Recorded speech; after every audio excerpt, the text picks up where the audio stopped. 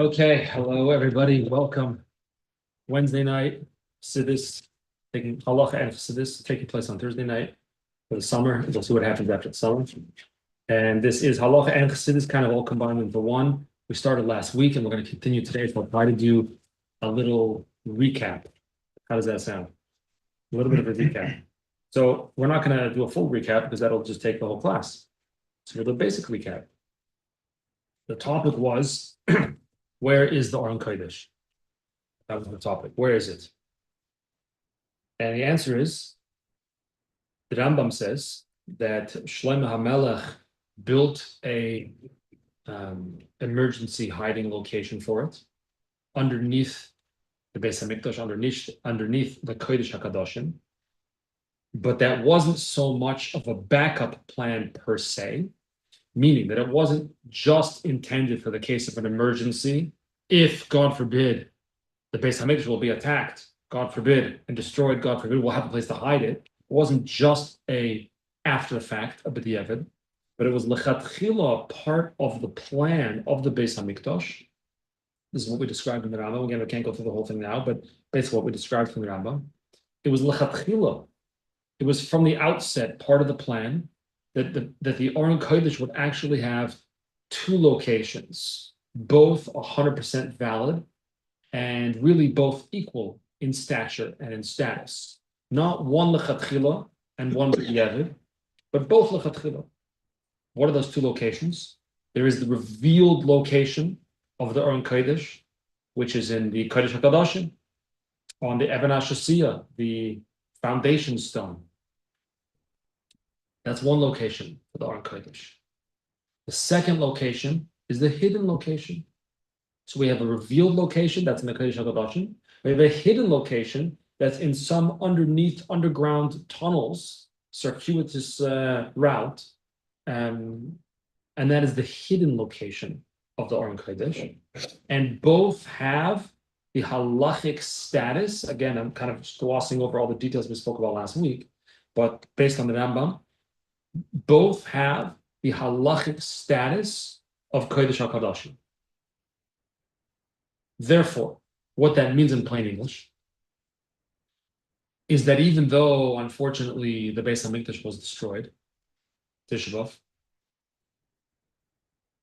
but it was never really destroyed. And that's not just a spiritual statement.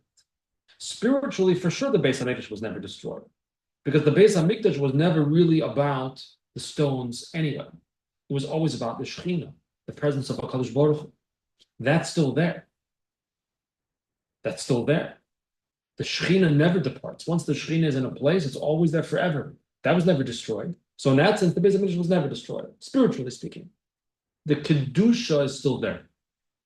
However, if we're going to say, based on the Rambam we discussed last week, that actually the Aron Kodesh, which is a part of the actual structure of the Beis Hamikdash, which is why when the Rambam lists the furniture, if you will, the kalim, the utensils of the Beis Hamikdash, he lists the menorah, the shulchan, the kior, right, the water they used to wash their hands and feet, the kohanim, and he does not list the Aron Kodesh, because it's not part of the furniture.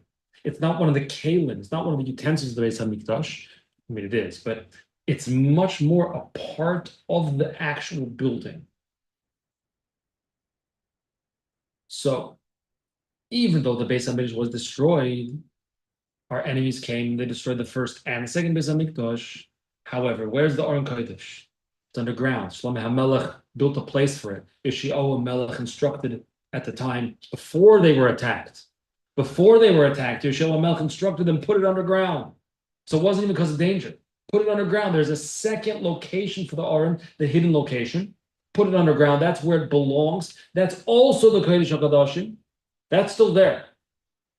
That's still there today in 2025. So in that sense, the Kodesh HaKadoshim still exists today and was never destroyed. And therefore, don't quote this out of context. They're going to say, oh, you heard crazy things from the Chabad rabbi. Therefore, in a certain way, anyway, heard, right? In a certain way, the Beis Hamikdash still exists. It was never destroyed. It's similar, the Rebbe suggests, similar to the famous lose bone. You know about the lose bone? They say that there's a bone somewhere, and don't ask me which bone exact. I'm not a biologist. There's a bone, I think it's supposed to be back here somewhere, right? That's what you're saying? Maybe. That when a person passes away after 120 years, passes away buried, as the halacha states, right? Their body decomposes eventually. That's what happens. That's just the way things go, right? Except for the lose bone. Chazal tell us, the Chachamim tell us, the lose bone never decomposes and always remains intact. So when it comes to Techiyas HaMesim, to the resurrection of the dead, God doesn't need to pull anything fancy, really, because He's not going to resurrect the dead from nothing. That would be a good party trick. He's not going to do that. He's going to resurrect and rebuild the dead from a bone that's still there. So He's going to take this bone that's already there and build it out into a full new resurrected human being. So in a certain sense, we never die, in a certain sense. First of all, a neshama for sure never dies, right? The neshama is eternal. There's no such thing as death for the neshama. But even for the body, in a certain way, it never really goes away because the loose bone always remains. And Chazal tell us, by the way, that, and I don't know how this works, but Chazal tell us that eating the malava malko meal on Motzei Shabbos, of course, not this week, God forbid if Mashiach doesn't come. If Mashiach will come and we'll have a huge malava malko this Motzei Shabbos. But Chazal tell us that eating the malava malka meal somehow nourishes the loose bone. So it's important to eat malava malka meal. Anyway.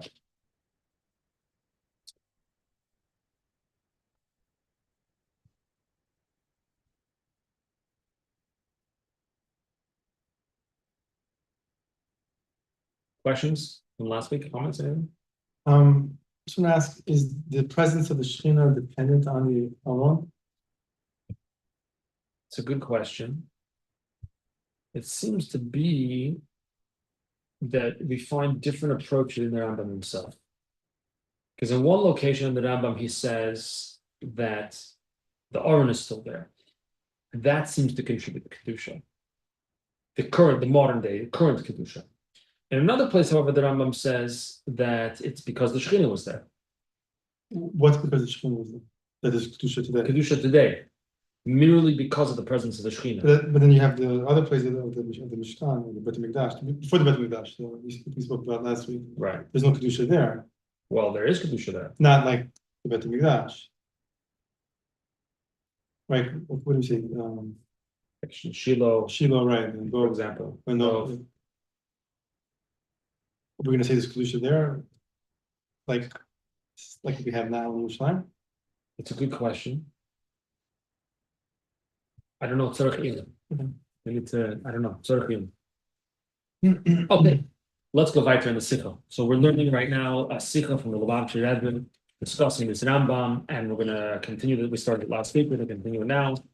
And normally we try on Thursday nights, Wednesday nights, whatever it may be, do half an hour of halacha. We try to do practical halacha, followed by half an hour of chassidus. But now during the 3 weeks, we've been focusing on the Beis HaMikdash. Because we got to get ready. You got to know what you're going to do. To know, right? Especially you. Not that I'm pointing fingers, but you have to know. I'm sorry about the copies. Zion. We're on page Nun Ches. Voice Zion. Al pi kol hanal yuvan gamash al rambam messiahs halacha barichus be'im al urim v'tumim v'zman b'arishenim. So there was another question that was addressed here, which is that in the Rambam's discussion of the Urim, where he says that Shlomo HaMelech built a location for it, a hiding place for it. And in the days of Yoshua HaMelech, when Yoshua HaMelech was a powerful king, and the Jewish people were not really in all that much danger, if any danger at the time. Yad Yisrael Takifa, the Jewish people were powerful at that time. We weren't really so concerned about attacks. Nevertheless, Yoshua instructed we should hide the Urim. In addition to that, the Rambam also mentions the Urim V'Tumim, where people used to There was a whole procedure. They would ask questions of the Urim V'Tumim and it would light up or whatever. Some hocus pocus. Not chassid. That sounds like negative. That sounds like it's some type of Ruach HaKodesh type situation was going on. The Urim V'Tumim and it would answer questions. So that only happened in the first Beis Hamikdash. That did not happen in the second Beis Hamikdash. So the Rambam says after he's talking about the Aron, oh, by the way, the Urim V'Tumim were also there. They just didn't function. If they didn't function, what was the purpose? So Hashgacha Prat is divine personal providence, that there's a daily schedule of learning the Rambam every day that I follow, Baruch Hashem, Zoichet to follow, and it was today's Rambam. It was today's Rambam why they had the Urim V'Tumim if it didn't function. If it doesn't function, what do you need it for? It's like you have a cup with a hole in the bottom. What do you need it for if it doesn't do anything?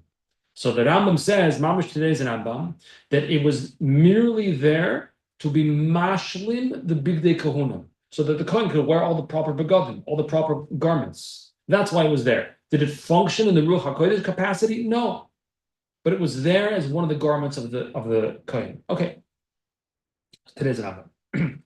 So the question was, why does the Rambam discussing the Urim V'Tumim at all? What does it have to do with the Aron Kodesh? Seemingly nothing. So Harambam maybe dugma l'mashu konse betchilas ha'alocha derech ha'aron. The Rambam is actually bringing an example of what he says about the Aron in the beginning of the halacha in chapter 4.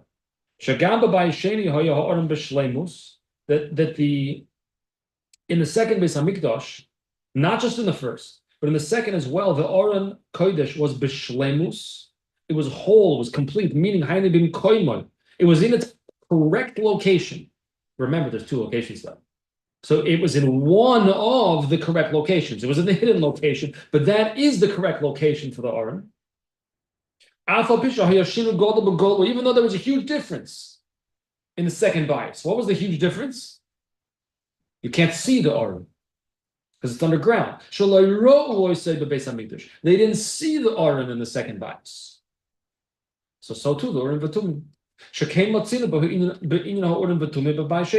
the Urim V'Tumim. Shaladas Harambam Haya Urim V'Tumim B'Shlei Musam Afa B'Shem. According to the Rambam, the Urim V'Tumim were mamish God's good. Everything was totally fine, even in the second bias. Even though there was taka big difference as far as the observer. That's us. As far as we saw things. Afa B'Shem Haya Shinu Godel. Big change. Loi Haya Mashivim. They weren't able to respond with the Ruach HaKodesh answers that they used to give in the first bias. The Urim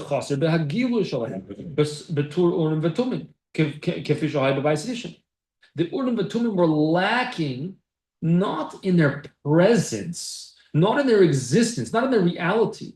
They were lacking in the revelation of their inyan, meaning that they didn't function, but they were still there.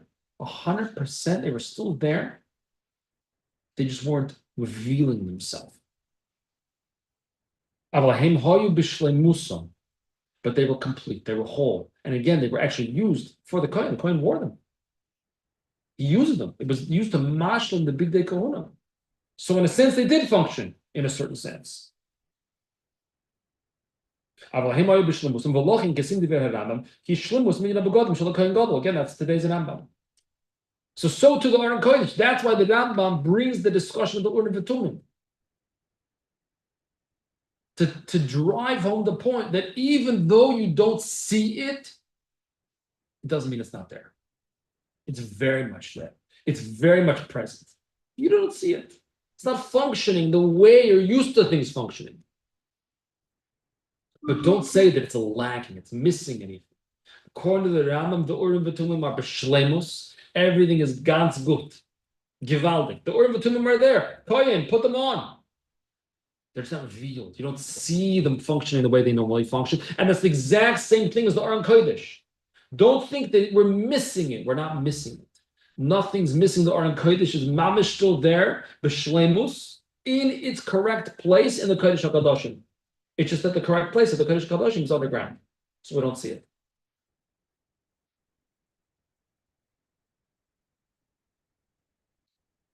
Obviously, sometimes we enter a phase in our life when it could be hard to see. Sometimes things are hard to see. but that doesn't always mean they're not there. Even on a very basic, very, very basic level. I heard a story from my rabbi once who told me once he was driving somewhere. And his kids in the back many years ago, back seat, and a fire engine comes by. Of course, the kids see a fire engine, it's very exciting. Oh, look, a fire engine, fire engine. One of the children was very little. And he said, but Tati, I can't see it. It's too little to see out the window. So you can't see it, doesn't mean it's not there. It's a silly example, but same thing with Aron Kodesh, same thing with Urim V'Tumim. Just because you can't see them function, just because you can't see them, perceive them, that doesn't mean it's not there. So the Aron is mamish in its place in the Kodesh HaKadoshim. With the Matei Aron, the staff of Aron, the one that turned the all bloomed with almonds, and the Tintenis Hamon, you had a better word now for flask. Jar. A jar of the mon. And the Urim V'Tumim also are there. They're also, or rather, the Urim V'Tumim demonstrate that idea that even if something's not functioning the way you're used to it functioning, you don't see it functioning, doesn't mean it's not there. So the Aron Kodesh is mamish there. It's under the Beis HaMikdash, it's b'shleimus, and it's exactly where it needs to be right now. In a room that is halachically the status of the Kodesh HaKadoshim. Who at the time knew where it was? Yeshua Melech knew where it was. I don't know who else. People who moved it? Did it have to be moved? Did it move by It had to be moved. The pasuk says, the Rambam quotes the pasuk that says the Levim moved it then, not the Kohanim. The times of Shlomo HaMelech was the Kohanim. In the times of Yeshua Melech, the Levim moved it. Same family. Mishpacha, you'll forgive him, right? Yeah. Okay, yes. V'alpi kol ha'omor yotze chidush v'aflo lo yirak b'nogei l'shleimus ha'mayla kedusha shel bayis sheni. So this brings us to a tremendous chidush, a tremendous novelty, a hafla, a wonder, a pele, a wonder. Not only in the shleimus, the wholeness, and the kedusha of the bayis sheni. Not only that, shagam oz ha'ya. That even in the second bayis, after the first one was destroyed, and now the Aron Kodesh is no longer in its place, it's still in its place. It just has a different place. And it's a mamish b'shleimus, nothing is lacking. But let's go retroactively. Let's go back in history. It's not just that the second bayis is b'shleimus. Thank God. The Aron is not lacking. The second bayis has the Aron. But let's go back in time. There's also a chiddush in the first bayis. There's also a chiddush, a novelty in the first bayis. How so? Even though, as it seems to all eyes, the first Beis HaMikdash clearly was not eternal, and the proof is it was destroyed. So obviously it's not an eternal structure. Because at the time of the first bayis, there was the potential for destruction. Proof being that they built a place where they were going to put the Aron later, underground, hidden. And it was taka destroyed eventually, basically, the first bayis. However, on a deeper level, even the first Beis HaMikdash is also eternal. It also lasts forever. In the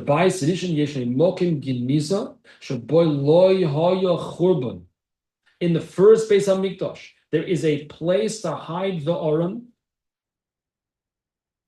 and in that location, the Churban never reached. The Churban, the destruction, never touched that location. It says about certain tzaddikim, Reb Shimon Bar Yochai particularly, that from the perspective, the vantage point of Reb Shimon, I've only seen it written about Reb Shimon Bar Yochai, and maybe it's only him, I don't know, maybe others too. Loi nechrov habayis klal, it says about Reb Shimon Bar Yochai. For Reb Shimon Bar Yochai, the Beis HaMikdash was never destroyed. It wasn't destroyed. He was living in a completely messianic era, completely Beis HaMikdash life. For him, there was no churban. But the foundation for that seemingly is that also for us, the Beis HaMikdash was never destroyed. We just have to live with it. that even in the first Beis Hamikdash, there was a place that was going to last forever. And that would have the Kedusha of the Bais. That would have the Aron Kodesh. That's the din of the Kodesh HaKadosh. That's eternal.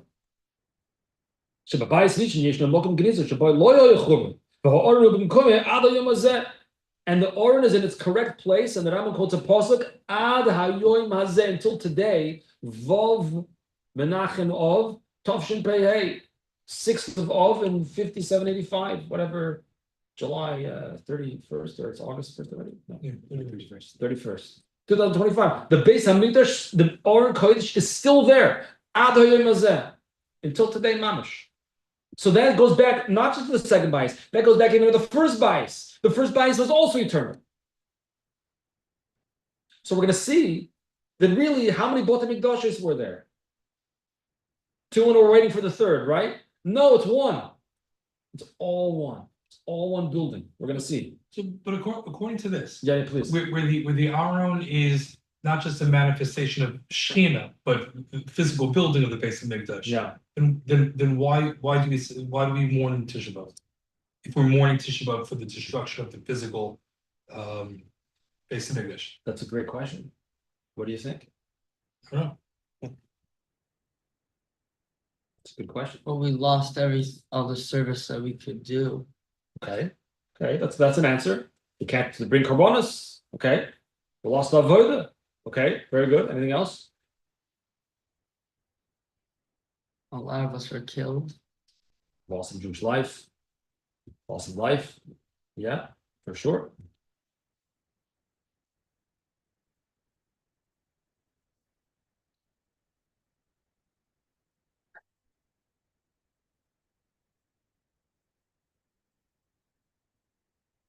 Everything has the outer reality and the inner reality. When a person passes away, what do you say Shiva for? The neshama is eternal. The neshama just goes to the next world. So what do we mourn for? What do you the person tears kriya? The person says Shiva, Shloshim, says Kaddish, Yortzeit.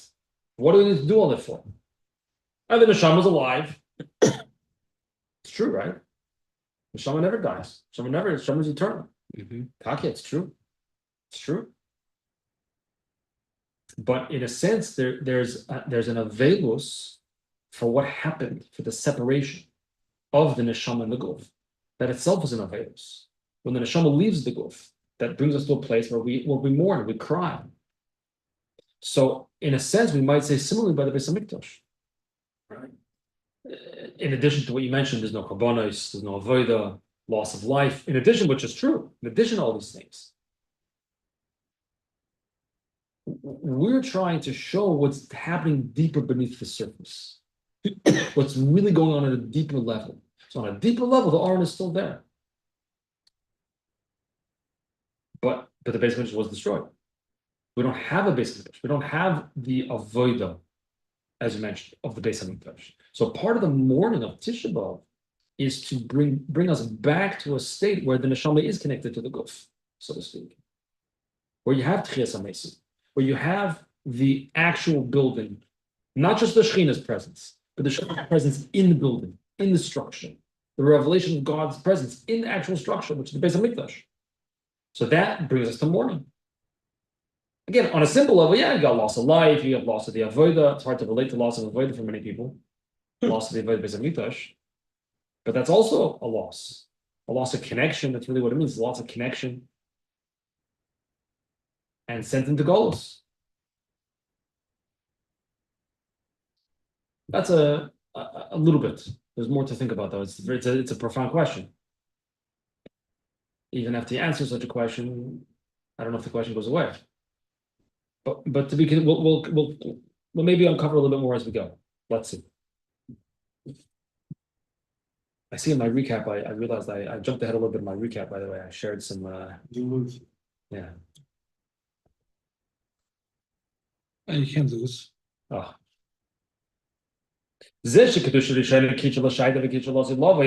Shlomo HaMelech built the Beis Hamikdash, he sanctified it for that point in time, and he also sanctified it going forward. Umachmas kedushas hamokim mipnei hashchina. What is the sanctity? And there, this plays a little bit into the question you were asking before. The kedusha is because mipnei hashchina, because of the shchina.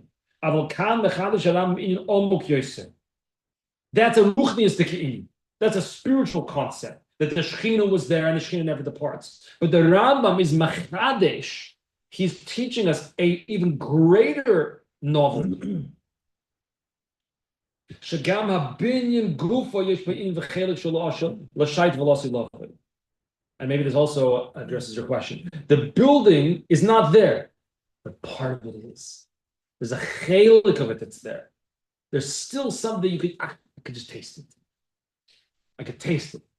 I could smell it. You know, there's something there. That even not just the spiritual nature of the Beis Hamikdash, but even the stones, even the physical structure, also is there to a point, to an extent. Kodesh HaKadoshim nivne melchatchila shaydav l'silavish is lemokim geniza. The Kodesh HaKadoshim was built lechatchila. That means this is the plan. This is not a backup plan. That there are two locations: the revealed place, the hidden place. So the fact that the Aron is in the hidden place is not a silver medal. That's not just because things didn't turn out so well, so therefore we have it in the hidden place. This is the way it's supposed to be. So in that sense, it's not just that the Shekhinah was there, Gewaldig. That's very spiritual. It's also that the building itself, not the whole thing, part of it is also still there. So yeah, we're mourning because we don't have the whole thing. Part of it, but okay. Now let's go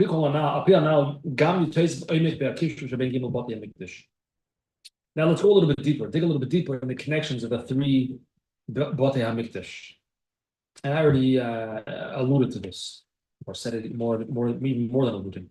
Ein ze sheyesh gimel Botei Mikdash nifradim, sheyesh shaykh ben zelazeh. Don't say pshat that there's three separate buildings. Building number one, and that was destroyed. And building number two, and that was also destroyed. And building number three, that's what we're davening for. That's what we're waiting for. No.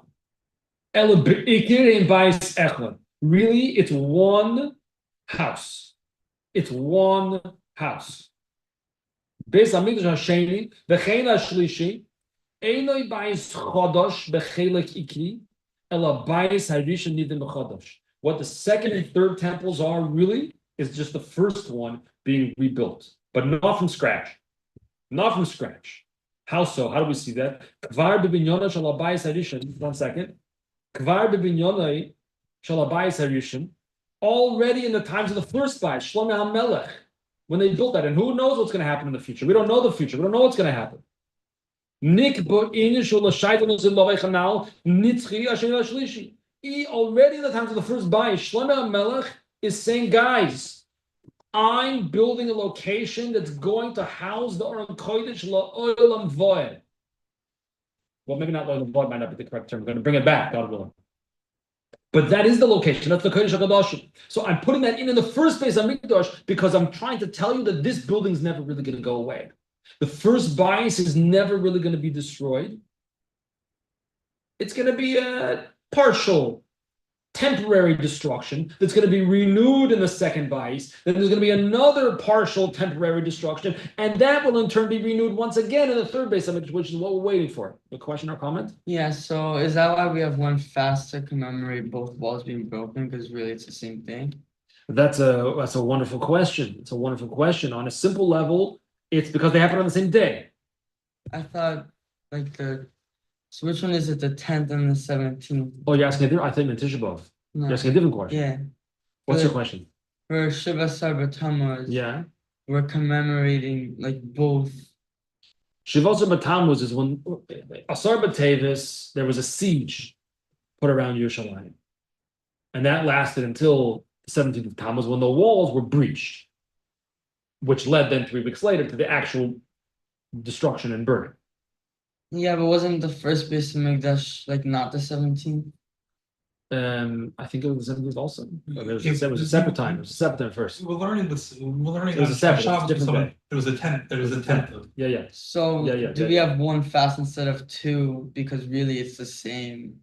It's It's You're talking not, about Shavuos or Tammuz versus the 10th. yeah, why don't we fast on the 10th? Because it's really the same thing. Yeah, because I think it's on a basic level.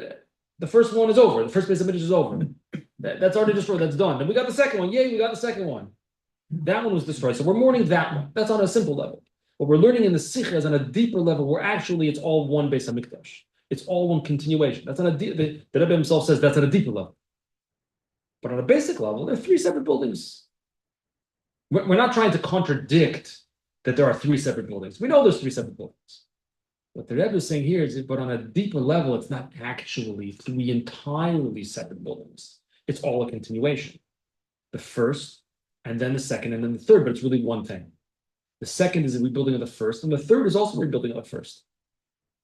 And it's like, as I mentioned, about the loose bone. When Hashem does the Tchias HaMesim, he's not going to build brand new from scratch people. He's not going to do that. We're going to be rebuilt from the loose bone, which never actually deteriorates, which doesn't decompose. So it's similar, just like the loose bone is never destroyed. The body is destroyed. The rest of the body, just that one little piece is never destroyed. So to the Beis Hamikdash, the Beis Hamikdash in general is destroyed, but there's one little piece, which is the Aron in the hiding place beneath the ground that Shlomo HaMelech built, which halachically, according to the Rambam, has the status of Kodesh HaKadoshim. That little place was never destroyed. So are we mourning? Of course we're mourning. But we have to know that the kernel is there. The seed is underground. The kernel is there. It's waiting to sprout. It's waiting to grow. That's why the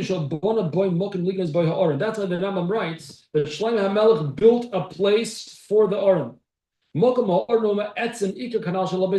Aron is the main thing, is the most important part of the Beis Hamikdash, that's where the Shechina is revealed within the Aron. So that most critical place, the most critical, indispensable part of the Beis Hamikdash is still there, never destroyed.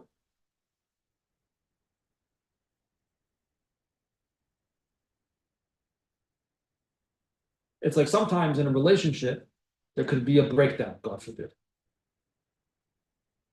And that's a churban. Could be a churban, God forbid, in a relationship, a destruction. Chas v'shalom, nobody should know from such things. But in many cases, this is not the therapy, I'll leave to the therapists, I don't know. But if you could find that immutable connection point, that was what connected you in the first place, maybe you can rebuild from that. If you could truly tap in to the core, to the essence, forget the whole building. Forget about the whole building. The building is the details. If we could get to the Aron Kodesh that's within every Yid, maybe even a relationship that seems destroyed, maybe even there's a chance to maybe even rebuild that. I just mean it conceptually. I don't mean that it always works that way necessarily, but conceptually, there's such an idea. You have to get to the core, though. You have to get away the build, strip the building away, get to the core. What is this relationship actually about? So in a sense, that's the Beis Hamikdash. It's still there. Either it was destroyed. Yeah, Taka was destroyed. And that's a terrible tragedy. Therefore, we mourn for that. We cry for that.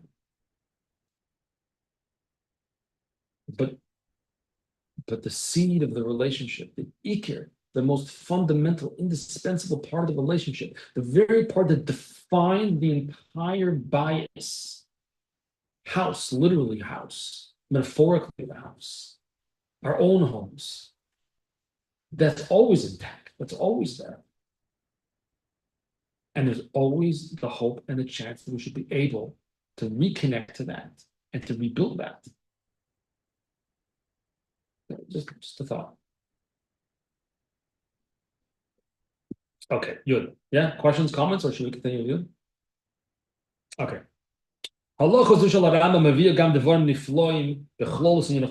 So let's get straight to the point. I mean, the whole thing was straight to the point.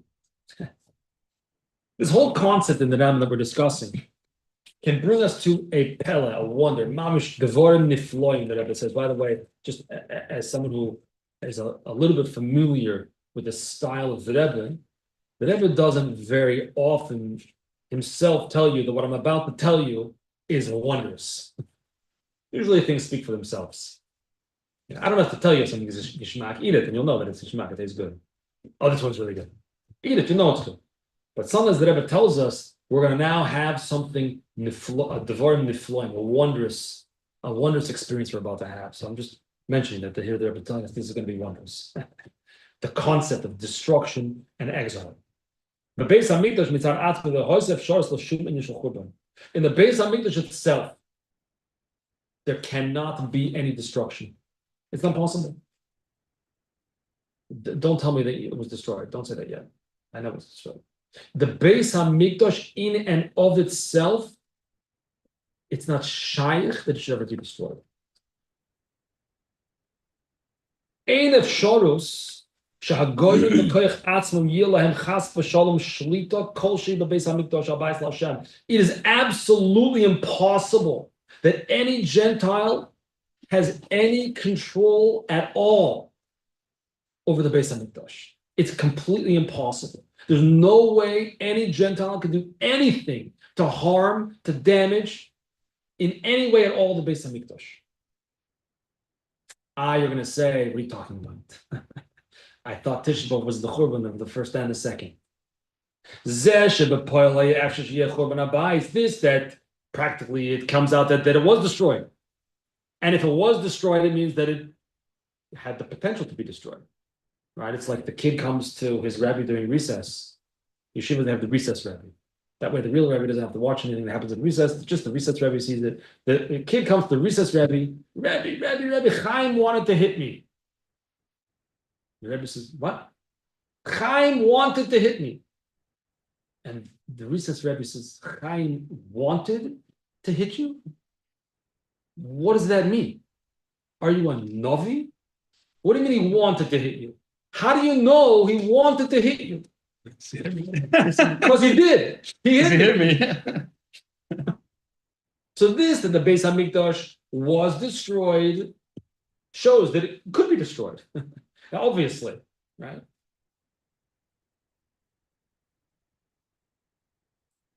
However, it's only because it's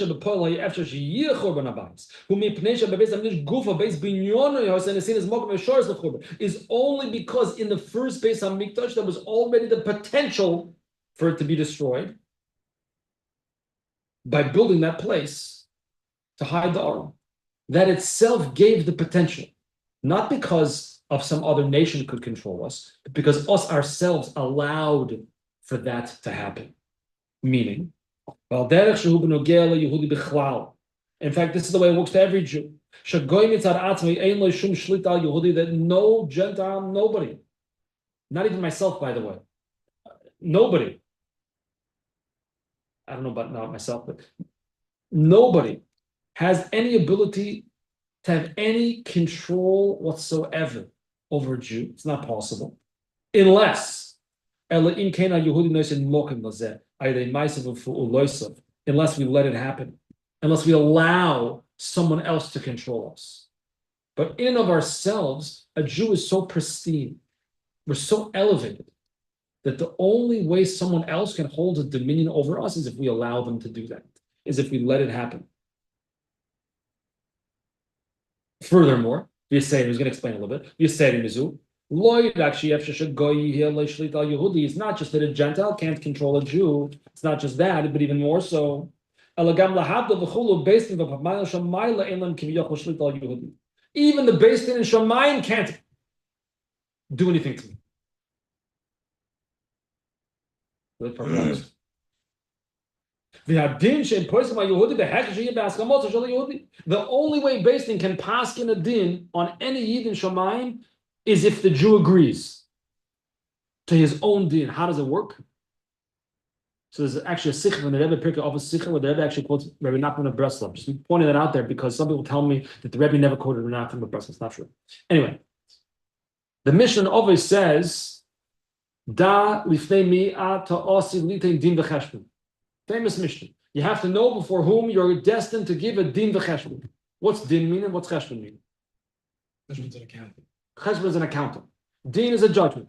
Which comes first? The accounting or the judgment? Accounting comes first.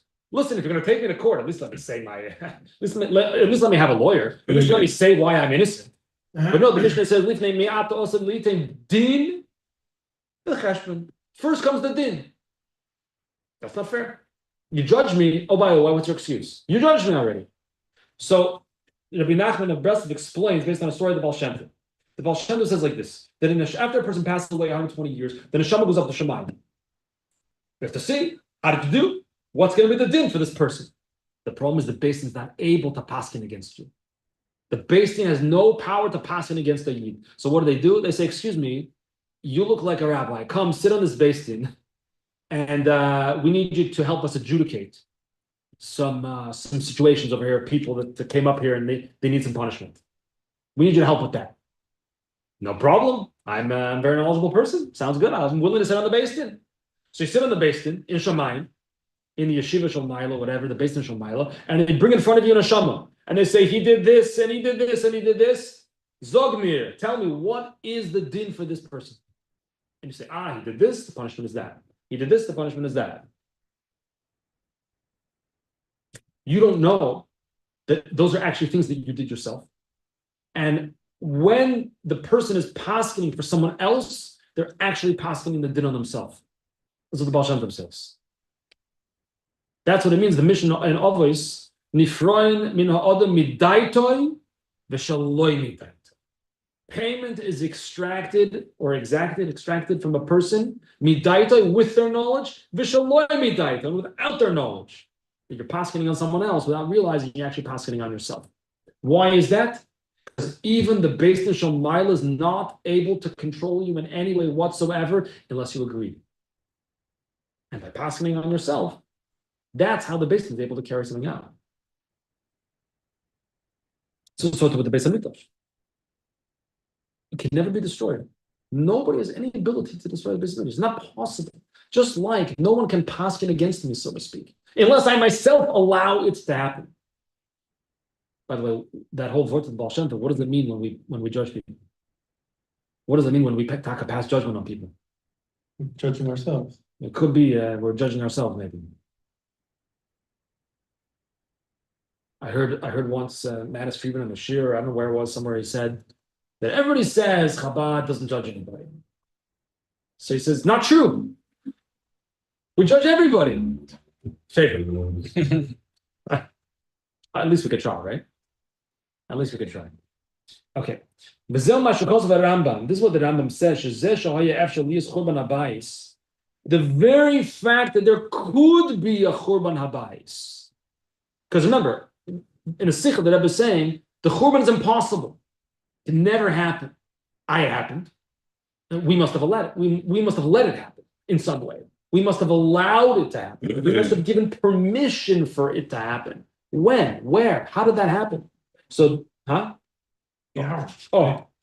So the Rebbe says that's actually is Churban Habayis and Ibnei B'shas Shabana Shloimei as Hamikdash when Shloimei HaMelech built the Beis Hamikdash. Harei Lloyd actually Yodash Seifalei Chorei. Not only did he know that it would ultimately, eventually be destroyed, Ela B'Shabasoich HaBinyan Gufa into the actual physical structure of the building. Hichnis as Hanasinas Mokum L'Chobonei. He put in, he implanted, he built it into the actual drywall. There was no drywall, but you know my point. He built it into the actual architectural structure. Bona boy mokim lignois baha'ar. And that gave the possibility that eventually there could be a churban. Was that a bad thing or a good thing? That's a good question. Let's go weiter. אבל מזה גופה שבזה הזמן שבניין הבייס המקדש ביחד עם כל השמחה והשטום שהיה אז, imagine the gewaltig simcha that built in the base of Mikdash. What do you think that was like? Something must have been like unbelievable. A couple of years ago, I was zeichet to be in Eretz Yisrael, and I had a tour of the old city.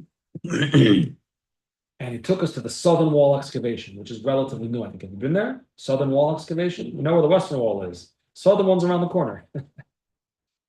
Southern wall excavation. We're walking, and he says, "See these stones? These are the same stones that Yidden walked on 2,000 years ago for Aliyah L'Regel. See the mikveh here on the side they uncovered? My kids were like, oh, look, it has a way down and a way up, exactly the way it's supposed to be. Kivaldik, right? Because you can't have one way down and into the mikveh, because the people coming out are tahor, the people going down are tummy, you're going to touch. This was the mikveh people toiveled in. One of them. It's like, imagine the simcha of Aliyah L'Regel. Imagine the simcha of when Shlomo was building the base of Mikdash. And at the very same time, when they were simcha gedolah, we can't even imagine what the simcha was like. The celebration, a deep inner simcha. I'm at a loss because I have no clue what it even means. I don't even know what it is like. I think I know what it means to be happy, I think. But at the very same time, Choshev Shlomo al derech Churban Habayis. Shlomo has in his mind, it's going to be destroyed. Imagine a person stands under the chuppah and is so happy, so sholem to get married, and at the same time is thinking, he must not get divorced. It's like a prenup. What are you doing? It doesn't make sense. How is that normal? It's not normal. So how could it be the very same time Shlomo HaMelech is building Beis HaMikdash, a Givaldik Simcha, they're under the chuppah, so to speak. And Mustama will get divorced. Mustama is going to be destroyed. Not even Mustama. It will be destroyed. Shlomo HaMelech knew it would be destroyed. And not only that, not only did he know, he's not only is he thinking about it,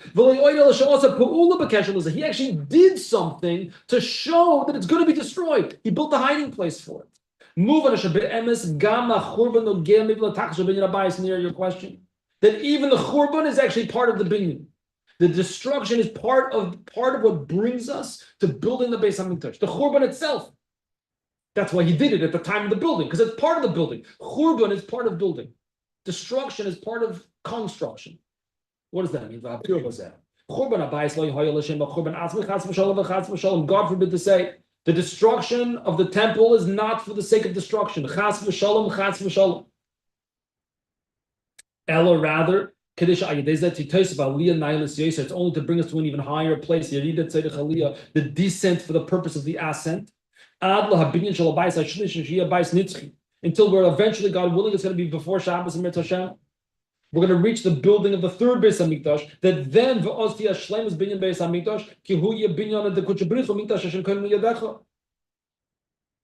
That when the third Beis HaMikdash is going to build, that's eternal. Who's building it? Kodesh Baruch Hu's building it.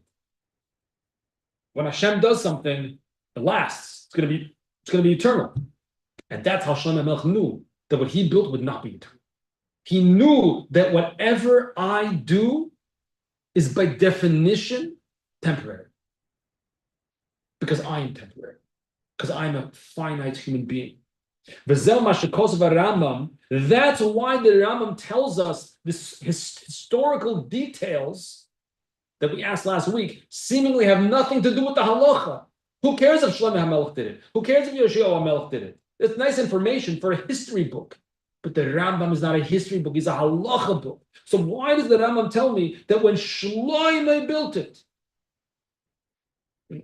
what's the halachic meaning there? So he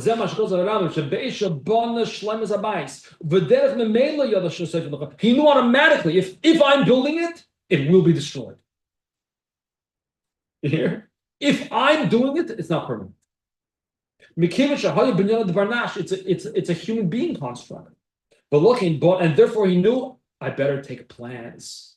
I better build a place underground to hide the Aron, because I know that since I'm the one doing this, it won't last forever. It's going to be destroyed, and I need to take plans for that right now. Did Shlomo Melech know that it was going to be a non-Jew that was going to destroy the base of Mikdash? Because if Shlomo Melech said the base of Mikdash is going to be temporary because I'm temporary or whatever it is, and there's going to be a Churban, why couldn't it have been, in theory, that like the fire on the Mizbeach exploded a little bit and caused that? Why did Hashem have to allow a Nebuchadnezzar or whatever to do this whole thing?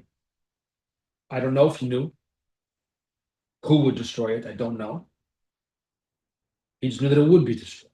But I understand, but why, if the base of Mikdash had to be destroyed, there are many ways for it to have been destroyed without it have been going through the process of the city being surrounded and the siege and then people being killed. And then if it needed to be destroyed, why did it have to be destroyed in the way that it was? I mean, you have the whole Gemara Masechet Gittin that discusses the whole Churban, the destruction in the world. Why was it Kamsa? Why was it Bar Kamsa? And all the details of the story. What do we need these details for? How did that lead to? Because one guy kicked out as a guest, kicked him out. That leads to the destruction of his Hamikdash. And what's going on over there? It's a good question. I don't have the answer to this question. I mean, it could be that in the Gemara Gittin, we're going to gain some insight into it, based on why it happened, what's Kamsa, what's Bar Kamsa. The Maharal says Kamsa is like Lashon Koimitz. Koimitz, like the Kohen, right? His finger does his fingers like this for the flour, for the mincha offering, right? Puts his fingers like this and scoops out flour. It's called a Koimitz. So to Koimitz something means to separate. That's why it's Kamsa. Kamsa is to separate. The whole meaning of the story is a separation of people rather than a connection point. Rather than the Beis Hamikdash being a liyal the regal and a connection point, it became a Kamsa, became a separation point. But that's neither here nor there. That happens to be whatever. Gewaltige beyond Maharal is Gemara, but I don't know. I don't know why it happened exactly in this way. I don't know. And what exactly did Shlomo know? I don't know. But what he did know is that this is a binyan of the Barnash, as the Zohar says. It was a human built structure. If you look at footnote 46. The Zohar says, he knew to begin to high over the Barnash, the very fact that it's a structure of a man, a human, lo yiskayim, it won't last.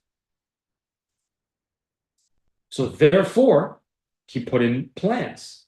What's going to happen when it's going to be destroyed? We need the Aron, because the Aron, like we demonstrated from the Rambam earlier, is not just one of the Kalim. One second, not just one of the Kalim, is actually an integral part of the Beis Hamikdash itself, and therefore needs to be there, and it is there. So that's what Shlomo Melech did. I'm going to tell you 1 second. So he put it there that we'd be able to have the presence of the Aron and the presence, the existence of the Kodesh HaKadoshim, a part of the Beis Hamikdash, should be eternal, should always be there, should continue to be there, and that would bring us to the ultimate aliyah of the third Beis Hamikdash. Yeah. If Shlomo made a hiding place, then obviously he had to have known that it would have been attacked. Correct. Because otherwise, why would there be a hiding place? Anything could have happened. Right. Did he know exactly what happened? I don't know.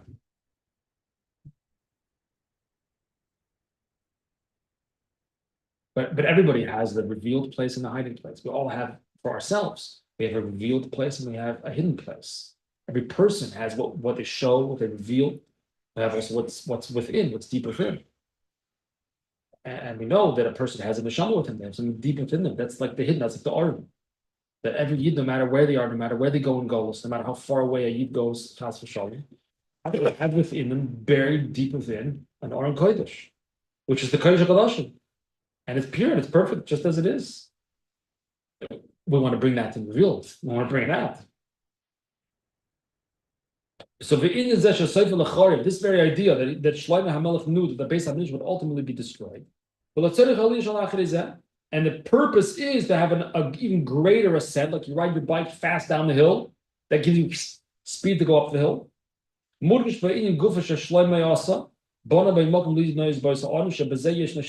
So this itself is emphasized, that the whole purpose of going down is to come up, is also emphasized in the fact that Shlomo HaMelech built a place to hide the Aron. Two things. Number one, on the one hand, the fact that he's building a place to hide the Aron shows that what? That it will be destroyed. Based on it will be destroyed. That's why I'm building a place for it, for the Aron. Because it's going to be destroyed. That's on the one hand.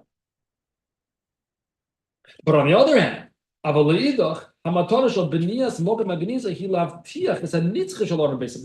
the other hand, the very fact that he's building a hiding place is promising us, is assuring us that this thing is eternal. This ain't going anywhere.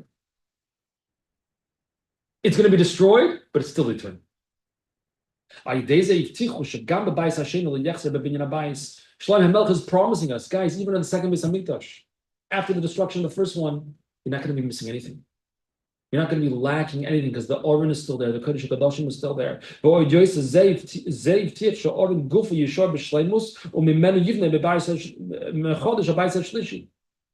we're going to build the third from there as well. So on the one hand, the very fact that Shlomo HaMelech makes a location to hide the Aron shows us that the Beis HaMikdash is going to be destroyed.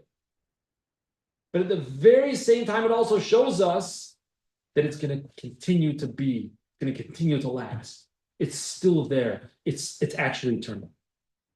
It's carrying opposites in one action. It's carrying total opposites.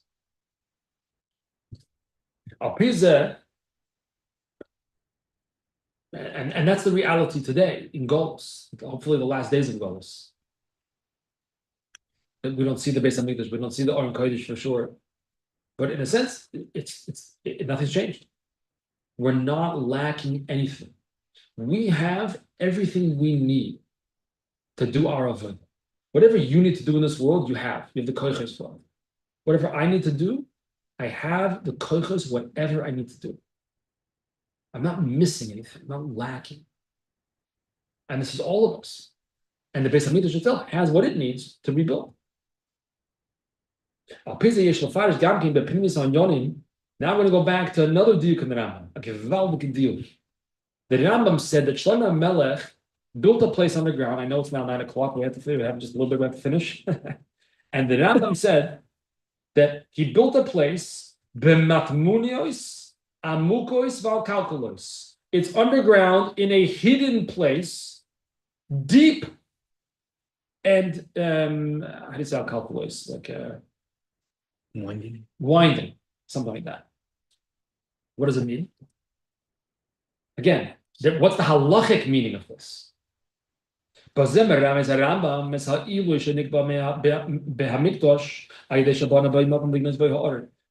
is actually hinting to us at a very, very deep level. Not really so much halacha, but more of a spiritual idea. The Rambam is hinting us by using these three descriptive terms: hidden, deep, and winding. Hidden, deep, and winding is describing to us a spiritual reality. What is that spiritual reality? Even though Shlomo building these winding tunnels deep underground is actually connected to the destruction. So if it's going to be destroyed, but specifically through this destruction, specifically through this brokenness, through this destruction, through this descent, nicest idea, we're going to create, there's going to be through tshuva an even greater aliyah. We're going to reveal the hidden depths. We're going to reveal the matmunios amukos, the hidden depths of HaKadosh Baruch Hu. We're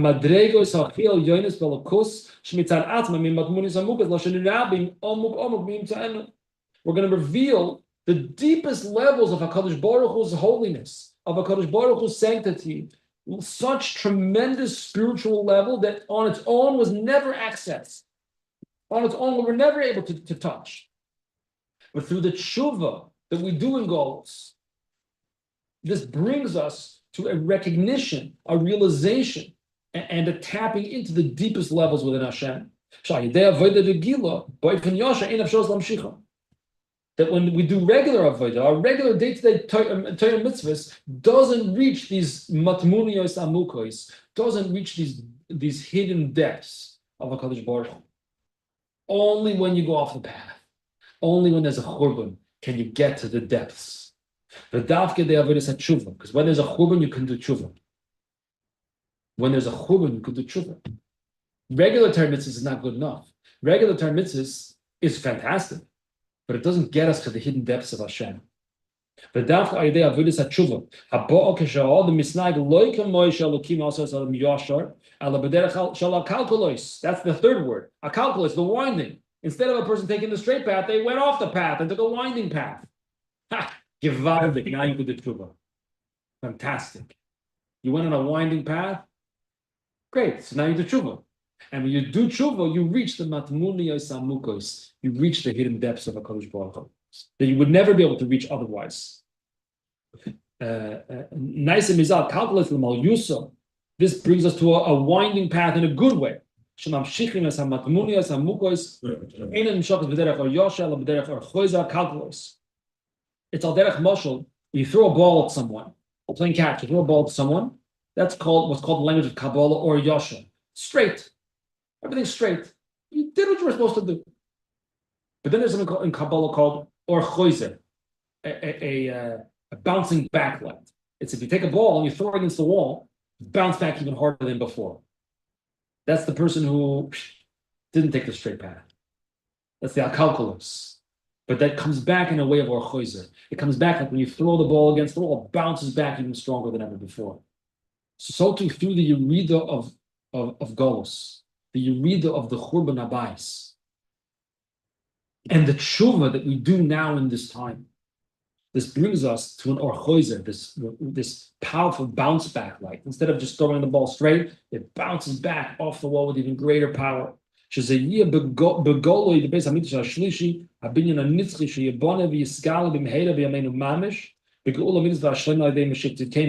ultimately fully realized in the third Beis Hamikdash, which will be eternal, everlasting Beis Hamikdash, may be speedily rebuilt with the true and complete redemption with Mashiach. Comments or questions? I know we're a minute or two or 6 minutes after time, but comments or questions? Thank you everyone for coming, and We need one person for Myra. one person for me. That's what we get. I have one person in my house. Yeah, Yeah, so tell him to come.